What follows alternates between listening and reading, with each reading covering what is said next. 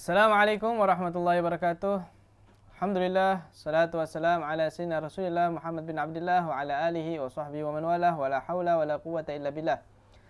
Rabbi syrah li sadri wa yassir li amri wa hlul 'uqdatan min lisani yafqahu qawli ya Fattahu ya Alim. Alhamdulillah, segala puji syukur kehadirat Allah Subhanahu wa taala. Pada malam hari ini alhamdulillah kita dikumpulkan kembali dalam program live tanya jawab di Nabawi TV. Ya, tayangan ini ditayangkan di seluruh platform Nabawi TV, Instagram, Facebook, YouTube. Bagi pemirsa yang ingin memberikan pertanyaan-pertanyaan, maka silahkan kirimkan pertanyaan-pertanyaan Anda lewat platform tersebut, Facebook, YouTube, atau Instagram. Dan juga live ini juga ditayangkan di Nin Media.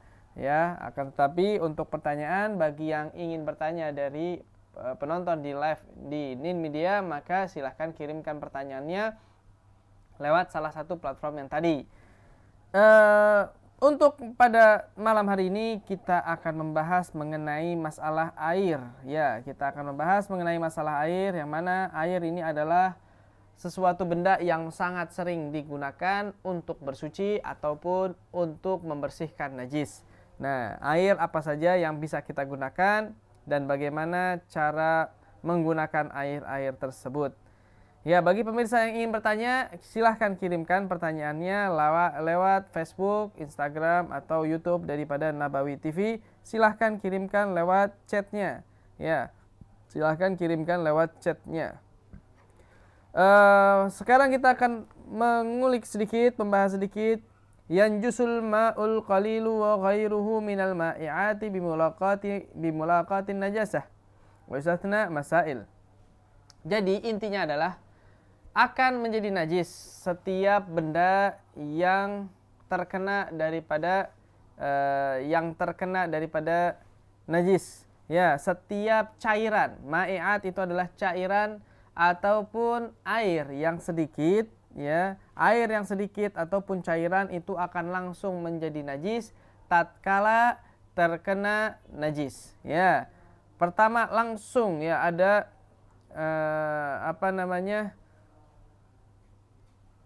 ada air sedikit ataupun minyak ya di wadah. Walaupun minyak itu banyak, 1 jerigen minyaknya, ya 1 kolam sekalipun minyaknya itu, jika terkena najis, maka akan langsung menjadi najis.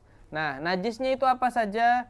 Yang termasuk daripada najis yang dapat menjadikan air itu atau benda tersebut menjadi najis, termasuk di dalamnya adalah bangkai hewan yang kecil. Ya, kalau nanti akan dijelaskan bagaimana bangkai tersebut dapat menjadi najis atau tidaknya.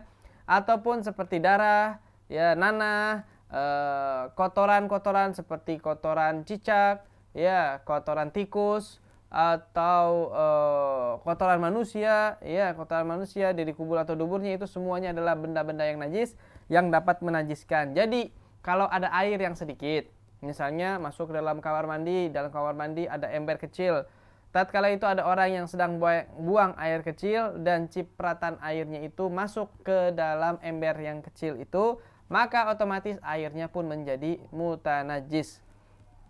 Nah, kalau misalnya yang dima'fu itu apa saja akan dijelaskan di sini. Ya, pertama ma la yudrikuhu at-tarf. Ya, kalau sesuatu benda yang tidak bisa terlihat oleh mata. Maksudnya bagaimana? Sangat kecil najisnya. Jadi kita buang air kecil, ternyata ada sedikit cipratan kecil sekali, ya, yang tidak nampak oleh mata, tapi airnya itu sedikit bergerak, cekik ya gitu ya. Itu tidak menajiskan. Ataupun ada lalat, ya, ada lalat hinggap di tempat najis, lalu lalat itu berhenti di tempat atau masuk ke dalam air yang sedikit atau masuk ke tempat seperti minyak dan sejenisnya. Maka apakah lalat itu membawa najis atau tidak? Maka hukumnya tidak membawa najis karena itu ma la yudrikuhu at-tarf, tidak terlihat oleh mata. Tapi ya, dan juga kalau misalnya adalah hewan wa maitatun la damalaha sa'il, dan juga untuk hewan ya yang tidak memiliki darah yang mengalir seperti serangga, nyamuk, lalat, ya misalnya di minyak tiba-tiba ada lalat mati, ada nyamuk mati, yaitu maka tidak menjadikan tidak menjadikan cairan tersebut menjadi najis. Contohnya ada kopi. Kita lagi taruh kopi, tiba-tiba ada lalat masuk. Tuh. Ya, lalat itu mati di dalam kopi. Nah, bagaimana hukum kopinya? Apakah najis? Maka hukum kopinya tidaklah najis. Bahkan Nabi SAW mengatakan jika masuk dalam tempat minummu lalat, maka celupkanlah. Ya, masuk nih. Maka dicelupkan, masukin lagi, ditekan ke dalam, lalu baru buang lalatnya. Kenapa? Karena di salah satu sayapnya ada ada racun, dan di salah satunya adalah penawar. Ya, jadi kalau masuk lalat jangan didiemin. Biasanya lalat itu kalau udah nyemplung, sayapnya yang ditempelin cuma satu yang ada racunnya, yang satunya tidak ditempelin. Maka celupin, baru keluarin lalatnya, buang lalatnya, minum kembali, tidak masalah. Ya, tidak masalah. Dalam sayur lagi masak, tiba-tiba ada lalat cemplung masuk ke dalamnya. Apa yang harus kita gunakan? Apa harus kita buang semua? Enggak. Ya, lalat ini tidak membawa najis. Ya, bahkan Nabi mengatakan, ya, jika lalat masuk ke dalam tempat tersebut, maka dicelupkan agar sayapnya dua-duanya masuk ke dalamnya, maka penyakit atau racunnya hilang dan makanan bisa dimakan kembali. Tapi ada syarat-syaratnya. Nah, itu kapan diperbolehkannya? Ya, kalau misalnya ya hewan-hewan ini yang kecil ini tidak merubah sifat daripada makanan atau air yang ada di situ. Kalau airnya jadi sifatnya berubah, misalnya kemasukan bangkai kecoa, ya, bangkai kecoa, akhirnya airnya ini menjadi bau kecoa mati. Ya, bagaimana hukum air yang sedikit ini? Maka hukumnya menjadi najis. Atau minyak kemasukan kecoa, ya, itu sebenarnya tidak menajiskan, tapi baunya menjadi kurang sedap. Jadi bau kecoa yang sudah mati tersebut, maka otomatis minyak tadi sudah berubah sifatnya dan akhirnya menjadi najis. Ya. Illa in ghayyarat au turihat. Ya, makanya tadi itu diistitsnakan kalau misalnya memang merubah sifat daripada air yang sedikit tersebut, atau kalau sengaja kita masukinnya. Ya, kita sengaja masukin, misalnya ada minyak, kita masukin lalat sengaja, atau ada kopi, dapat lalat dimasukin dalam kopi. Ya, ini kurang kerjaan. Ini hukumnya apa? Maka otomatis hukumnya menjadi najis. Ya, bagi yang pengen bertanya, pemirsa Nabawi TV yang dirahmati oleh Allah Subhanahu wa taala, yang mau tanya langsung aja. Ya, silahkan kirim pertanyaannya, bisa lewat YouTube Nabawi TV, Facebook ataupun Instagram Nabawi TV. Nanti ada dari admin-admin kita yang akan mengirimkan pertanyaan-pertanyaan tersebut. Ya, jadi silahkan kirimkan pertanyaan-pertanyaan terbaik Anda agar kita semua mendapatkan manfaat. Ya, dilanjutkan kembali. Ya, dilanjutkan kembali. Kita sekarang wa ila in ghayatuhat wa famu hirrin tanajjasu thumma ghabat. Ya. Atau ada kucing. Ya, kucing habis nangkap tikus. Ya. Ya, kucing habis nangkap tikus. Nah, di sini ada pertanyaan sebelum kita masuk ke masalah kucing. Assalamualaikum warahmatullahi wabarakatuh. Ustadz, mohon penjelasannya terkait penggunaan air hangat digunakan untuk mandi junub. Ya, menggunakan air hangat boleh-boleh saja, nggak ada masalah. Ya, tidak ada masalah. Boleh pakai air hangat, boleh pakai air adem biasa, tidak ada masalah. Ya, kalau pakai air yang terlalu panas itu yang kurang baik.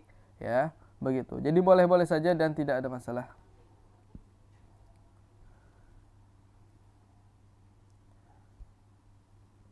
Di sini ada beberapa pertanyaan, tapi pertanyaan-pertanyaan di sini ya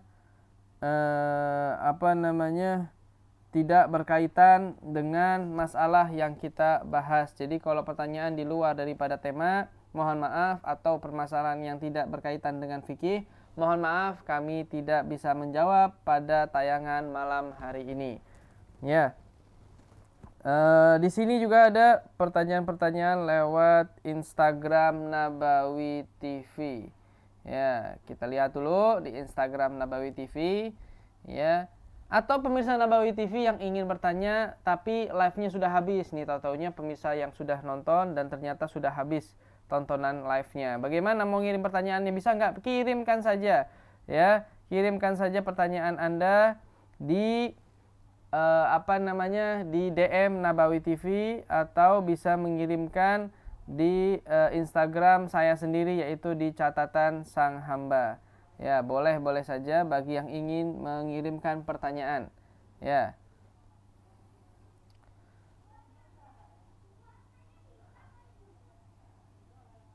Ya, kita lanjutkan masalah tadi mulutnya kucing. Ya, kucing habis menangkap seekor tikus, otomatis mulutnya itu menjadi najis. Ya, otomatis mulutnya najis. Nah, terus bagaimana nih? Datang-datang jilat-jilat kita. Ya, habis nangkap tikus tadi kita lihat tiba-tiba kutu kucing datang dan menjilat kita atau mulutnya basah dan menempel kepada tubuh kita. Apa yang harus kita lakukan? Apakah mulutnya najis? Naam, mulutnya najis dan perlu kita ketahui kita harus mencuci mulutnya kalau bisa. Nah, kalau enggak bagaimana? Kucing ini keluar habis makan tikus kabur atau kemana? Ya, ada kemungkinan dia bakal minum di suatu tempat, ya, sungai atau ember yang besar atau bak yang besar. Ya, jika ada ihtimal ya dengan hal tersebut, maka otomatis mulutnya pun menjadi suci karena telah meminum air. Dengan meminum air mulutnya menjadi suci daripada kucing tersebut. Ya, itu perlu diperhatikan. Kadang-kadang kucing habis buang air pun dia jilat dengan mulutnya sendiri. Jadi jangan sembarangan, jangan sampai daripada mulutnya itu yang najis terkena daripada tubuh kita.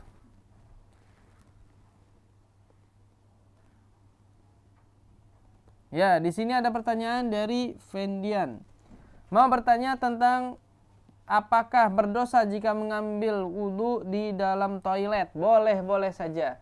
Ya, mau ambil wudhu dalam toilet, misalnya habis mandi, dia pengen wudhu, boleh, silahkan. Baiknya tutup dulu auratnya, tapi pakai handuk atau pakai pakaian yang dia ada di dalam situ. Tutup dulu pakai badannya, baru dia ambil wudhu. Ya, kalau misalnya dia mau mandi wajib kan sudah nggak pakai pakaian, ya udah nggak apa-apa, dia wudhu saja tanpa menggunakan pakaian pun tidak masalah. Tidak ada larangan dalam hal tersebut. Ya. Jadi boleh saja dan tidak bermasalah. Bagaimana cara membersihkan najis kotoran cicak di lantai maupun di pakaian? Ya. Kalau ada najis di pakaian, kotoran cicak atau yang lainnya, sama aja. Kotoran cicak atau kotoran apapun juga, najis apapun juga, di pakaian ataupun di lantai. Cara menghilangkan najis itu adalah, pertama, hilangkan dulu daripada ainiyahnya, yaitu bentuk najisnya. Kalau kotorannya masih ada harus dihilangkan dulu, dikerok lah, diangkat pakai tisu lah kalau memang basah, atau kalau kering dikerok, disingkirkan dulu najisnya sampai sudah tidak terlihat najisnya. Kalau sudah tidak terlihat najisnya, otomatis sekarang najisnya itu menjadi najis hukmiyah. Kalau sudah menjadi najis hukmiyah, maka dengan menyiramkan air, otomatis najis itu sudah menghilang, ya, dan sudah menjadi suci. Nah, kalau masih ada ainiyahnya, masih ada bentuk najisnya, apakah bisa menghilangkan najis dengan disiram? Bisa saja. Kalau misalnya kita siram, najis itu langsung turun, langsung jatuh bersama dengan air yang dia siramkan, maka otomatis tempat yang dia siramkan itu sudah suci, tapi air yang membawa najis itu ada najisnya. Ya, mutanajis hukumnya. Sampai airnya itu udah mengalir kembali, ainiyahnya sudah nggak ada, tinggal menjadi hukmiyah, dan dengan menyiramkan air di atasnya itu sudah menjadi suci. Wallahu a'lam bissawab. Ya. Bagi pemirsa Nabawi TV yang masih ingin bertanya, maka silahkan, ya, silahkan mengirimkan pertanyaannya ke Facebook atau Instagram dan YouTube Nabawi TV. Di sini ada pertanyaan. Kita mau ngecek dulu pertanyaan di YouTube. Ya, di sini banyak pertanyaannya, tapi sayang sekali pertanyaannya di luar dari tema, maka otomatis pertanyaan kita skip dulu. Di sini bagaimana jika mandi junub, apa harus wudhu sesudahnya? Jika tidak, apa sah, Ustaz? Ya, dari Winda, di sini ada pertanyaan, kalau misalnya dia mandi junub, apa harus wudhu? Kalau misalnya sudah mandi junub, ya, terus dia mau mengerjakan sholat, maka dia harus memiliki wudhu. Nah, memiliki wudhu bisa sebelum mandi junub, bisa setelah mandi junub. Tapi kalau sebelum mandi junub itu biasanya agak sulit, karena apa? karena ada kemungkinan besar kita menjadi batal wudunya tatkala menyentuh daripada kemaluan kita atau yang lain-lainnya daripada tempat kemaluan kita, maka di situ akan membatalkan daripada wudu kita, atau keluar daripada angin dan sejenisnya itu juga membatalkan daripada wudu kita. Jadi setelah mandi junub baiknya dia wudu lagi untuk menjaga wudunya dan baru bisa melaksanakan daripada sholat. Ya. Assalamualaikum warahmatullahi wabarakatuh. Jika dalam keadaan sholat Jumat waktu di rakaat kedua kita terkentut. Nah, pertanyaan saya, apakah kita boleh mufaroqah dari imam atau gugurkah Jumatnya? Ya, sekarang dia lagi sholat Jumat. Wallahu alam nih, saya coba cari dulu. Ya, saya belum teringat persis daripada jawaban untuk masalah Fahri Ahmad ini. Ya, insya Allah langsung saya akan mencari jawabannya. Kalau memang tidak bertemu jawabannya di live malam hari ini, maka boleh kirimkan kembali pertanyaannya di Instagram Nabawi TV atau di Instagram Catatan Sang Hamba. Ya, Instagram Catatan Sang Hamba.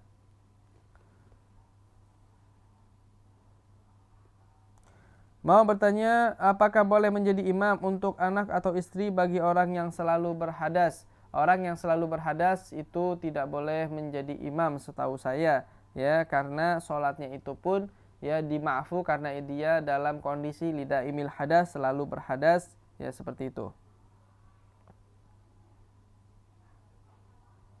Ya, untuk Fahri Ahmad, ya apakah hilang Jumatnya atau dia wajib mengqadhanya dengan sholat duhur misalnya seperti itu, ya.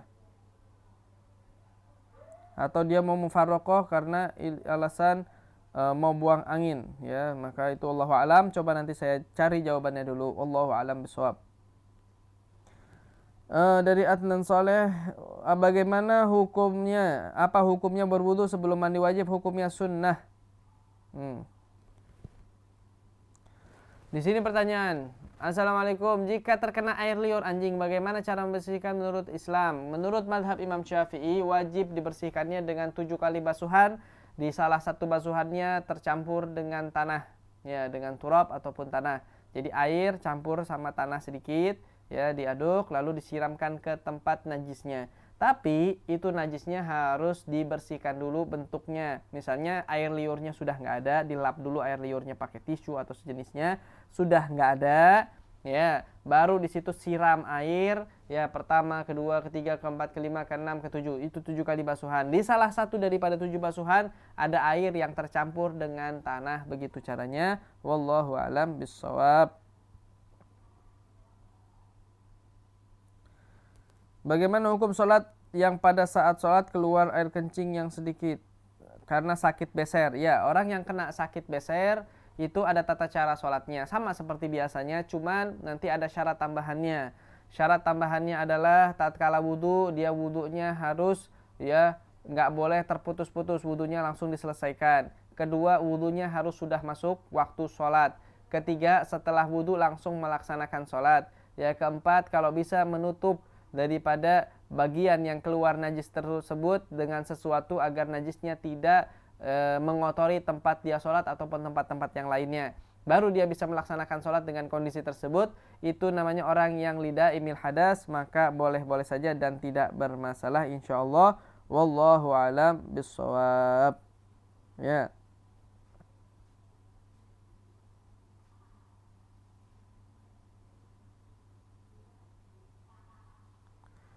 Jika membaca Al-Quran di dalam hati bolehkah sambil Allahu alam, ya. Bagi pemirsa Nabawi TV, ya langsung aja kirimkan pertanyaan-pertanyaannya, ya. Jika pertanyaannya berkaitan dengan masalah fikih, boleh-boleh saja. Tapi kalau keluar daripada masalah fikih, mohon maaf, mungkin pertanyaannya tidak bisa kita jawab di sini. Apakah boleh seorang jadi imam salat sedangkan dia tak hafal Quran? Boleh. Orang yang bisa menjadi imam, orang yang bisa membaca surat Al-Fatihah dan mengerti hukum-hukum daripada sholat tersebut, maka sudah bisa menjadi imam. Ya, yang penting dia tahu tata cara sholat yang pada umumnya. Tidak harus orang tersebut sudah hafal Quran atau bisa sudah menghatamkan Al-Quran. Wallahu a'lam bishawab. Pemirsa Nabawi TV yang dirahmati oleh Allah Subhanahu wa taala, mohon maaf untuk live pada malam hari ini kita tutup, ya sudah selesai untuk live pada malam hari ini. Insya Allah kita akan kembali lagi pada live minggu depan di hari yang sama, jam yang sama, pada tayangan Nabawi TV dan juga di Facebook, YouTube, Instagram Nabawi TV. Atau juga bisa mengirimkan pertanyaan-pertanyaan Anda walaupun sudah selesai live-nya lewat Instagram Nabawi TV atau lewat Instagram Catatan Sang Hamba. Ya, di Instagram Catatan Sang Hamba itu boleh juga, itu Instagram saya sendiri. Nanti bisa kirimkan pertanyaan-pertanyaan Anda. Wallahu a'lam bishawab. Wabillahi taufiq wal hidayah. Assalamualaikum warahmatullahi wabarakatuh.